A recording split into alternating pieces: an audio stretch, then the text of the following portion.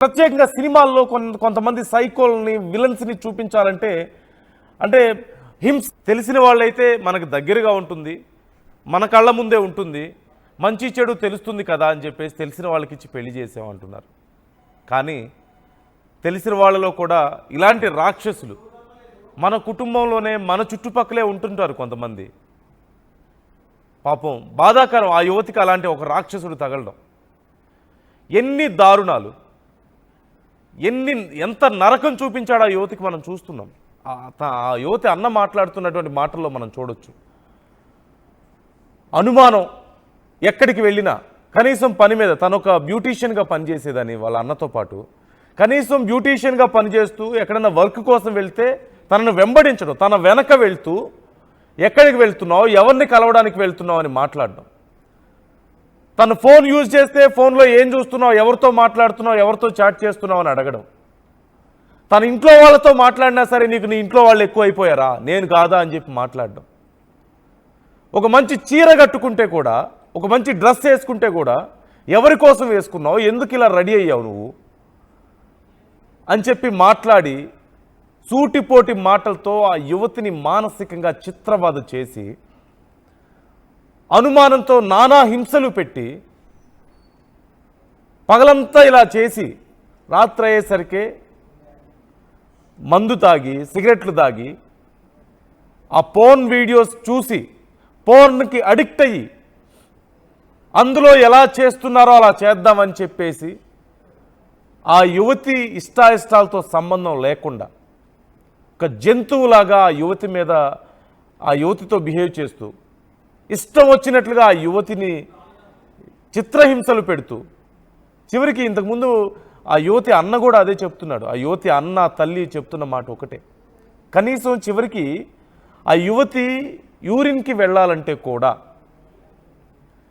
భయపడే పరిస్థితి, ఆ నొప్పి మంట ఎక్కడొస్తాయో అని భయపడే పరిస్థితికి చిత్రహింసలు పెట్టాడంటే అర్థం చేసుకోవచ్చు ఎంత దారుణంగా ఆ యువతి పట్ల అతను వ్యవహరించాడు, ఎంత దారుణంగా ఆ యువతిని చిత్రహింసలు పెట్టాడు. మానసికంగా శారీరకంగా ఆ యువతి ఎంత కృంగిపోయి ఉంటుందో అర్థం చేసుకోవచ్చు. తండ్రికి చెప్పుకోలేదు, అన్నకి చెప్పుకోలేదు, చివరికి ఇక తట్టుకోలేక తల్లికి చెప్పుకుంటే ఆ తల్లి అయినా ఏం చెప్పగలుగుతుంది. చివరికి తన భర్తతో మాట్లాడి అతనితో అలా చేయొద్దు. ఒక అత్త మామ బెడ్రూమ్లో జరిగేటువంటి విషయాల గురించి ఒక అల్లుడికి ఏమని చెప్పగలుగుతారు? అసలు వాళ్ళ కూతురైనా తన తల్లికి తండ్రికి ఆ గోడు వెళ్ళబోసుకుందంటే ఎంత చిత్రహింసలు పెడితే అలా మాట్లాడగలుగుతారు వాళ్ళు. సరే అని చివరికి చెప్పినా సరే మారకుండా తన తల్లిదండ్రులకు చెప్పిందన్న కోపం ఒకవైపు, నీకు నీ తల్లిదండ్రులు అంటేనే ఇష్టం, నేనంటే ఇష్టం లేదా, వాళ్ళ మాటే వింటావా అంటూ మళ్ళీ ఇంకా ఎక్కువ చిత్రహింసలు పెట్టి అలాగే కొనసాగుతుంటే ఇక చేసేదేమీ లేక ఆ ఇంట్లో బ్రతకలేక మానసికంగా శారీరకంగా చిత్రహింసలు భరించలేక తన తల్లి దగ్గరికి వచ్చేస్తే బిడ్డను తీసుకొని మళ్ళీ వచ్చి చివరికి అందరి కాళ్ళ మీద పడి వాళ్ళని బ్రతిమలాడుకొని తన ఫ్రెండ్స్ అందరికీ ఇన్స్టాగ్రామ్లోను ఫేస్బుక్లోను మెసేజ్లు పెట్టి నేను తనను బాగా చూసుకుంటాను, తను నాతో పంపించండి అని బ్రతిమలాడుకొని కాళ్ళ వేళ్ల పడి కాళ్ళ మీద పడ్డట్లుగా తెలుస్తుంది పంపించండి కాపురానికంటూ తీసుకువెళ్ళి మళ్ళీ అదే రోజు రాత్రి నుంచి అదే నరకం, అదే టార్చర్ ఆ యువతికి. ఇంట్లో చెప్పుకోలేదు, అలాగని భర్తతో బతకలేదు, బ్రతకనివ్వడు, ఒక మనిషిలాగా కూడా చూడడం లేదు కనీసం. మానసికంగా శారీరకంగా ఎన్ని రకాలుగా చిత్రహింసలు అనుభవించాలో అన్ని రకాలుగా చిత్రహింసలు అనుభవించి ఇక ఎలా బ్రతకాలో తెలియక పుట్టింటికి వెళ్తే ఆ అవకాశం లేదు, అక్కడ కూడా బ్రతకనివ్వడం లేదు, అక్కడికి వస్తున్నాడు, అక్కడికి వచ్చి కాళ్ళ వేళ్ళ పడి నానా రకాలుగా నాటకాలు ఆడి మళ్ళీ తనను తీసుకెళ్తున్నాడు, కన్విన్స్ చేస్తున్నాడు. ఒకసారి రెండుసార్లు కాదు.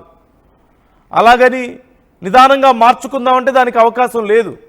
రోజు రోజుకి చిత్రహింసలు ఎక్కువైపోతున్నాయి, ఎవరికి చెప్పుకోలేని పరిస్థితి. బెడ్రూమ్లో నా భర్త ఇంత దారుణంగా నాతో వ్యవహరిస్తున్నాడు, నన్ను ఇలా ట్రీట్ చేస్తున్నాడు, నాతో ఇలా చేస్తున్నాడని ఏమని చెప్పుకోగలుగుతుంది ఒక యువతి? ఎవరికని చెప్పుకోగలుగుతుంది? ఏం చేయాలో తెలియలేదు. ఇంకా చివరికి చావే శరణ్యం అనుకుంది. పాయిజన్ తీసుకొని ప్రాణాలు వదిలేసింది. బలవన్మరణానికి పాల్పడింది. ఇక నాకు ఈ జీవితంలో సుఖం లేదు, కనీసం చస్తేనన్నా నేను సుఖంగా ఉంటానేమో అని చెప్పి అనుకుంది.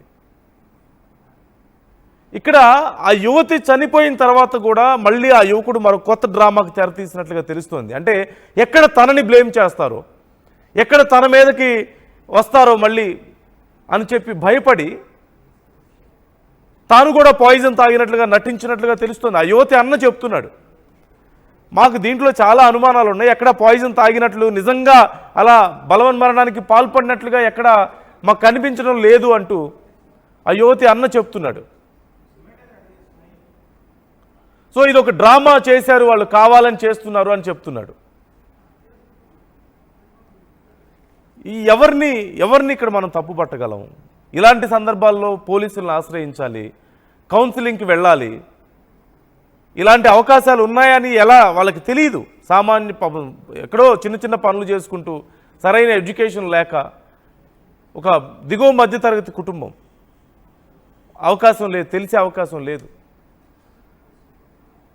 ఒకవేళ నిజంగా అలాంటి ప్రయత్నాలు చేసినా ఇలాంటి దుర్మార్గులు రాక్షసులు మారతారని నమ్మకం లేదు. చివరికి తన ప్రాణాలను వదిలేసింది.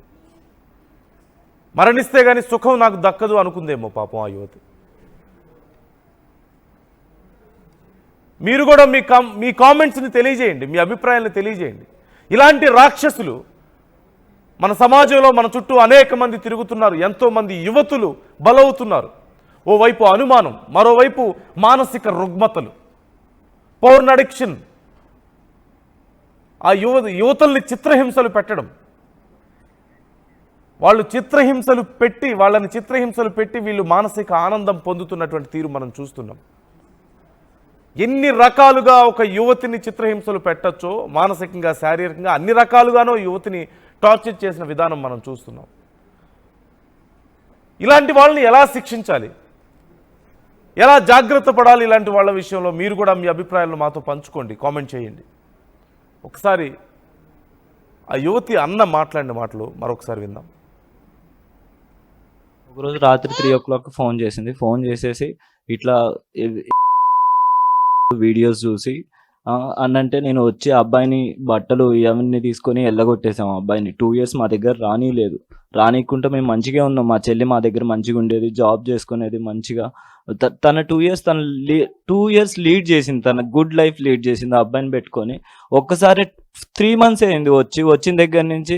ఏంటంటే ఒకసారి చెప్పిన మా అన్నయ్యకి, ఎందుకు నా ఫ్యామిలీకి నేను మళ్ళీ ఇబ్బంది చేయటం. మా డాడీ అడిగిండి ఎందుకు గొడవలు అవుతున్నాయి అంటే, ఆ అబ్బాయి అడిగిన సమాధానం ఏం చెప్పాడంటే, మా డాడీ ఏజ్ ఎంత, అబ్బాయి ఏజ్ ఎంత. ఆ అబ్బాయి ఏమన్నాడంటే, తను నా బెడ్ మీదకి రావట్లేదని చెప్పిండు మా డాడీతో. ఆ అబ్బాయి అట్లా చెప్పగలుగుతారు? అసలు అట్లాంటి మా చెల్లిని ఏయో వీడియోలు చూసి ఇది చేయటం వల్ల తట్టుకోలేక యూరిన్కి కూడా పోయేది కాదు, యూరిన్ ఇన్ఫెక్షన్స్ వచ్చాయి. మేము వద్దని చెప్పిన నేను ఒకసారి గొడవలు కూర్చున్నప్పుడు నేను చెప్పాను, నాకు ఇష్టం లేదు నేను రానంటే, ఇట్లా కాదు సంబంధాలు విడిపించుకోకూడదు, కలిసే ఉండాలి పిల్లలు అని చెప్పేసి వీళ్ళే మాయగా మా చెల్లెని మళ్ళీ కలిపారు. 2 years మంచి లీడ్ చేసింది తను, మంచి బ్యూటిషియన్ కాడ మంచిగా ఉండేది తను. కానీ వీళ్ళే చేసిన వల్ల మ్యారేజ్ అని చెప్పి తను ఆగా చేసారు. మా చెల్లి మంచి బ్యూటిషియన్, మంచిగా ఉండేది, అందరితో మంచిగా ఉండేది ఆ అబ్బాయి. ఒక్కసారి ఆ అబ్బాయి ఎట్లా అంటే, మా సొంత అత్త వాళ్ళ ఇంటికి వెళ్ళినా కానీ శారీ కట్టుకొని ఇచ్చేది కాదు. హాస్పిటల్లో జాయిన్ అయిన తర్వాత కూడా తను ఇంతవరకు వాళ్ళు చూడనికి కూడా రాలేదు. ఏ తప్పు చేయని హస్బెండ్ ఆ అమ్మాయితోనే కలిసి ఉంటాడు కదా, నా భార్యని నేను చూసుకుంటా అని చెప్పేసి ఇంతవరకు అబ్బాయి రాలేదు. ఆ అబ్బాయి ఒకటే అనేది, నేను ఆ అబ్బాయికి నేను మంచి వాచ్ కొనిచ్చి నేను నా బ్రదర్ లెక్క చూసుకుంటున్నాను, మా సిస్టర్ని మంచిగా చూసుకో, మా రిలేటివ్స్ అబ్బాయినే ఇచ్చి పెళ్లి చేసినాం. బయట వాళ్ళు బాగా నమ్మకంగా లేరు ఈ రోజులలో. సరే రిలేటివ్స్ని చూసి చేసుకున్నాం. మా ఇంట్లో పెరిగిన అబ్బాయే, వాళ్ళ సిస్టర్స్కి కూడా మా డాడీయే మ్యారేజ్ చేయించారు. వాళ్ళకి హెల్ప్ చేసిండు, మ్యారేజ్లో అన్నిటిలో హెల్ప్ చేసిండు. అట్లాంటి టైంలో వైవాహిక బంధం ఇష్టం లేనప్పుడు విడిపోవచ్చు కూడా, కానీ ఎందుకు మరి మీ చెల్లెల్ని ఇంకా సాయిత్రంతోనే ఉంచి కాపురం చేసేది మీరేమైనా ఒత్తిడి చేశారా మౌనికని? మేమేం ఒత్తిడి చేయలేదు. అయితే తను స్కూల్లో పని చేస్తుంటుంది అనమాట. స్కూల్ టీచర్స్ దగ్గరికి వెళ్ళటం, తను పనిచేసే దగ్గరికి వెళ్ళటం, తను ఇన్స్టాగ్రామ్లో వాళ్ళ ఫ్రెండ్స్ అందరికీ మెసేజ్ చేసి నేను మంచిగా ఉంటాను. స్కూల్కి వెళ్ళి ఒక రోజు వాళ్ళ మేడం కాళ్ళు పట్టుకొని, మేడం నేను మంచిగా ఉంటా మేడం, ఈసారి ఒక్కసారి ఛాన్స్ ఇవ్వండి అంటే మేము అప్పటికి చెప్పామన్నమాట. అయితే మహిళా మండలి కంప్లైంట్లు ఇచ్చేసి ఒక ఎస్పీ గారితో ఒకరోజు కూర్చోబెట్టి ఆయనతో కూడా లెటర్లో రాపిచ్చామన్నమాట. ఈ అబ్బాయి మంచిగా ఉండాలి, ఆ అమ్మాయి వాళ్ళ ఇంటి దగ్గరనే ఉండాలి, నువ్వు పెళ్ళైన 4 yearsలో ఆ అమ్మాయిని వాళ్ళ అత్తగారింటికి మేము పంపలేదు. ఎందుకంటే అక్కడ అమ్మాయి మంచిగా ఉండలేకపోయింది. అందుకనే ఆ అబ్బాయికి చెప్పాం, నీకు నీ భార్య కావాలి అంటే మా దగ్గరనే ఉండు, మా కళ్ళ ముందు ఉండండి. ఆనందంగా ఉన్నారనుకోండి, ఒకరోజు ఆనందంగా ఉంటే మేమే పంపించేస్తాం అమ్మాయిని ఎక్కడికైనా. ఆ అమ్మాయి ఇంతవరకు కూడా ఎప్పుడు వాళ్ళ అత్తగారింటికి వెళ్ళలేదు. ఎంత టార్చర్ ఉంటే వాళ్ళ అత్తగారింటికి వెళ్ళదు. మేము పెళ్ళి 4 సంవత్సరాలు అయింది, కట్నం ఇచ్చి ఇవ్వలేదని కాదు లేదు కదా, కట్నం అన్నీ ఇచ్చాం. కానీ ఆ అమ్మాయి మా దగ్గరనే ఉందన్నప్పుడు అర్థం అవ్వాలి కదా, ఆ అమ్మాయి ఎంత టార్చర్ చేస్తుండో. ఫిజికల్ టార్చర్ ఎక్కువ అండి ఆ అబ్బాయి. చదువుకున్నాడనే కానీ అసలు ఫిజికల్ టార్చర్లో ఎంత టార్చర్ చేశాడు అంటే, ఆ అమ్మాయి యూరిన్ ఇన్ఫెక్షన్స్ అయినాయి అంటే అర్థం చేసుకోండి. యూరిన్ ఇన్ఫెక్షన్స్ అయ్యాయి, ఆ అమ్మాయి ఎటు వెళ్ళలేదు కాదు, ఎటు రిలేటివ్స్ ఇంటికి పంపించేది కాదు. ఆ అమ్మాయి ఎక్కడికైనా బయటికి వెళ్ళి ఫోటో పెట్టిందంటే ఎవరితో వెళ్ళినావు ఏందనేవాడు. ఇప్పుడు మా సొంత రిలేటివ్స్ ఇంటికి వెళ్ళినా కానీ అక్కడికి వెనక ఫాలో అయ్యాడు. ఆ అబ్బాయిని మేము 2 years వద్దన్న తర్వాత 2 years ఆ అమ్మాయిని ఫాలో చేస్తూనే ఉండేది. ఆ అమ్మాయి స్కూల్ దగ్గరికి వెళ్ళేది, వాళ్ళ టీచర్స్ని. అంటే మీ బావ కూడా విషయం తెలిసిన తర్వాత, మౌనిక మరణ వార్త తెలుసుకున్న తర్వాత అతను కూడా ఆత్మహత్య యత్నం చేశాడని చెప్పి తెలుస్తుంది. అతను కూడా ఎలుకల మందు ఏదో తీసుకున్నాడని, ప్రస్తుతం ఆయన పరిస్థితి కూడా విషమంగా ఉందని చెప్తున్నారు. ఎంతవరకు వాస్తవం? అది వాస్తవమే కాదండి. ఎందుకంటే మా సొంత బాబాయి ఆ ఊర్లోనే ఉంటాడు. తన ఇంటికి వెళ్ళి సామాన్లు తీసుకొచ్చిన అబ్బాయి నెక్స్ట్ డే వీల్ చైర్ మీద ఎలా వచ్చాడండి? ఖమ్మం నుంచి ఇల్లెందు ఎంత దూరం ఉంది, పాతలింగాలు ఎంత దూరం ఉంది, అక్కడి నుంచి వాళ్ళ పేరెంట్స్ వితిన్ 10 minutesలో ఎలా వచ్చారు? నాకు దానికి జడ్జిమెంట్ కావాలి. ఎందుకంటే తాగిన 5 నిమిషాల్లో వాళ్ళ పేరెంట్స్ హాస్పిటల్ ఎట్లా రీచ్ అయ్యారు? రీచ్ అయిన తర్వాత అబ్బాయి మా సిస్టర్ పైన ఉంటే వాళ్ళ పేరెంట్స్ ఎందుకు వచ్చి చూడలేదు? ఆ అబ్బాయిని తీసుకొని ఎందుకు వెళ్ళిపోయారు? మేము జాయిన్ చేసింది సూపర్ స్పెషాలిటీ హాస్పిటల్లో. సూపర్ స్పెషాలిటీ హాస్పిటల్ నుంచి ఆ అబ్బాయిని ఎందుకు తీసుకొని వెళ్ళిపోయారు? ఏదన్నా విషమం ఘటనపై మీరు పోలీసులకు విషయం చెప్పారా? ఫిర్యాదు చేశారా? పోలీసులు ఏం చెప్తున్నారు? పోలీసులు ఒకటే చెప్తున్నారు, మేము విచారణ చేస్తున్నాం అని చెప్పారు. మాకు ఇంతవరకు ఎటువంటి అప్డేట్ అయితే రాలేదు. మేము కోరుకునేది ఏంటంటే ఇంకొక అమ్మాయికి మా సిస్టర్ లెక్క ఇంకొక అమ్మాయి అవ్వకూడదు, ఇంకొకరికి ఈ పరిస్థితి రాకూడదు. ఎందుకంటే మేము ఆల్రెడీ లాస్ అయిపోయినాం మా సిస్టర్ని. మేము 25 years మేము మా సిస్టర్ని ఎలా పెంచుకున్నాం అంటే, తనకి కారం తగిలితే ప్రాబ్లం అవుతుందని మా అమ్మ వాళ్ళు చిన్నప్పటి నుంచి ఉప్పను నెయ్యి వేసి అన్నం పెట్టేవాళ్ళు తప్ప ఏ రోజు కారం పెట్టేవాళ్ళు కాదు. ఎందుకంటే మా సిస్టర్ని మేము అంత ఘోరంగా పెంచుకున్నాం. మా అమ్మమ్మ కానీ మేము కానీ ఎవరైనా కానీ తనకి అసలు చిన్న లోటు కూడా వచ్చేది కాదు. నన్ను చూసి తను బ్యూటీషియన్ నేర్చుకొని ఖమ్మంలో టాప్ బ్యూటీషియన్ అయింది. మేకప్స్ చేయడానికి వెళ్ళినప్పుడు కూడా మేకప్స్ వెనక ఫాలో అవుతూ అనుమానిస్తానని చెప్పి ఆ ఫీల్డ్ కూడా వదిలేసి టీచర్ ఫీల్డ్కి వెళ్ళింది. టీచర్ ఫీల్డ్కి వెళ్తే ఆ టీచర్ ఫీల్డ్కి వెళ్ళి స్కూళ్ళ దగ్గరికి వెళ్ళి ఇబ్బంది పెట్టేది, టీచర్లను ఇబ్బంది పెట్టేది. మేడం మౌనికాను మాట్లాడిపోయి అప్పటికి వాళ్ళు కూడా చెప్పారు, అమ్మా నువ్వు మంచిగా ఉంటేనే అమ్మాయి వస్తుంది, నువ్వు మంచిగా ఉండమ్మా అంటే తను జాబ్లెస్ చేసేది. జాబ్కి వెళ్తున్నా అని చెప్పేసి అమ్మ వాళ్ళ ఇంటికి వెళ్ళేది, కూర్చునేది. ఆ అమ్మాయి అబ్బాయి కోసం వంట వండితే నేను తినను, నాకు అవసరం లేదనేది. ఆ అమ్మాయి అంతే పస్తులు పండుకునేది. ఆ అబ్బాయి ఏమో బయట తిని వచ్చేది. రాత్రిపూట డ్రింక్స్ తెచ్చుకునేది, డ్రింక్స్ దొంగతనంగా లేచి తాగేది. ఆ అబ్బాయి సిగరెట్లు తాగేది. ఆ అబ్బాయి ఎట్లా అంటే ఆ అబ్బాయి ఫిజికల్గా మెంటల్గా అమ్మాయిని చాలా ఇబ్బంది పెట్టిండు. తల్లిదండ్రులకు చెప్పుకోలేని ప్రాబ్లమ్స్ ఏంటంటే, ఆ అబ్బాయి సెక్స్ వీడియోస్ చూసేది రాత్రిపూట. అవి చూసి ఆ అమ్మాయిని ఇట్లా చేద్దాం అట్లా చేద్దాం అని మెంటల్గా ఫిజికల్గా ఎక్కువ ఇబ్బంది పెట్టేది. అది పేరెంట్స్తో ఎలా చెప్పుకుంటుంది? ఒకసారి నాకు ఫోన్ చేసి రాత్రిపూట ఆడపిల్ల మా చెల్లి 3ంటికి ఫోన్ చేసి చెప్పింది అంటే అర్థం చేసుకొని ఎంత ఇబ్బంది పెట్టుంటాడు. నేను అనేది ఏంటంటే ఇంకొకరికి ఈ పరిస్థితి రాకూడదు, మా లెక్క ఇంకొకరు బాధపడకూడదు. ఈ రోజులలో జరిగే ఏంటంటే అమ్మాయిలు తల్లిదండ్రులు మేము అందరం ఏదో ఆశించి అబ్బాయిలు మంచిగా ఉంటారనే పైసలు అంతంత కట్నాలు ఇచ్చి పెళ్లి చేసేది. ఎందుకంటే తెలిసిన వాళ్ళకి ఇచ్చేసేసాం. అది కాదు, అప్పటికి బయట వాళ్ళకి కూడా చేయలేదు. మేము తెలిసిన వాళ్ళకే ఇచ్చి చేసినాం. ఎందుకంటే మంచిగా ఉంటారు, మంచి లైఫ్ దొరికిద్ది, మా కళ్ళ ముందు ఉంటారనే చేసినాం. కానీ వాళ్ళు ఇట్లా చేస్తారని మేము అనుకోలేదు. మా సిస్టర్ కూడా చాలా ధైర్యవంతురాలు. అసలు ఆ అమ్మాయి ఏ పని చేయదు. ఎందుకంటే ఆ అమ్మాయి అంత లైట్ లీవ్ చేసింది. 2 years అమ్మాయి ఓన్గా బతికిన అమ్మాయి వచ్చిన వితిన్ 4 monthsలో అబ్బాయి ఆ అమ్మాయి సూసైడ్ చేసుకుందంటే అర్థం కావాలి ఎంత మెంటల్ టార్చర్ చేస్తుంటాడు అనేది. మేము ఒకటే కోరుకుంటున్నాం అండి మీ మీడియా వాళ్ళని, ఆ అబ్బాయికి మా చెల్లెకి న్యాయం జరగాలి. ఆ అబ్బాయి అట్లా వాళ్ళ